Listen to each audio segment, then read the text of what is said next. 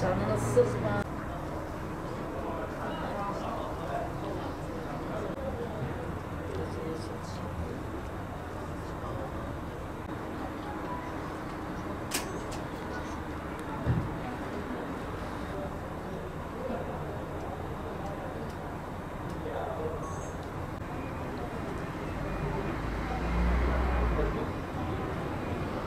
Batman'da, Batman Korik'te orada ev tuttular ki amcamın kızı oradadır.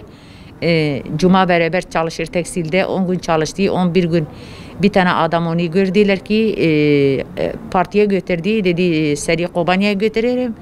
Cuma'ya söyledi, Cuma dedi hayır gitme abi. Dedi ben gidiyorum iş için, dedi burada para yok bir şey yok dediler, biz burada perişanız.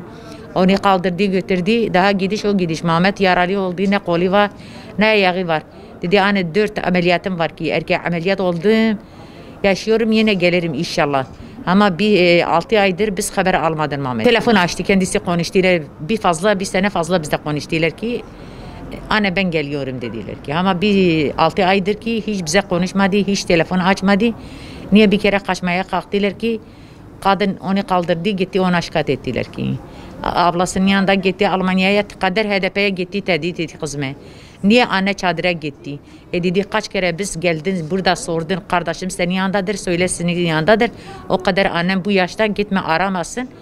Annem gitti mecburdur anne çadıra gider. Anne git dedi. Yine durma git ben geldim.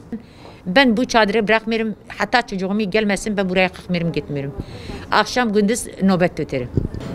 Ben Muş'ta geldim. Muş Kasköy'de geldim buraya. Oğlum için geldim. Bir senedir fazla biz buradayız. Biz burada çocukları beklerin. HDP bize sormuyor, gelmiyor. Bizim çocukları ne ister, çocukları yaralıdır. Herkes çocukları gelsin, teslim olsun. Yeterdir, yeterdir, yeterdir. Çocuklar gelsin, teslim olsun. Mehmet sana söylerim oğlum. Sen babanı dinlersin, anneyi dinlersin. Baba ben hastayım, Cuma hastadır. Bilirsin gözlerime katarak var içinde. Ben kor oluyorum, seni helal etmiyorum oğlum. Gel teslim ol oğlum.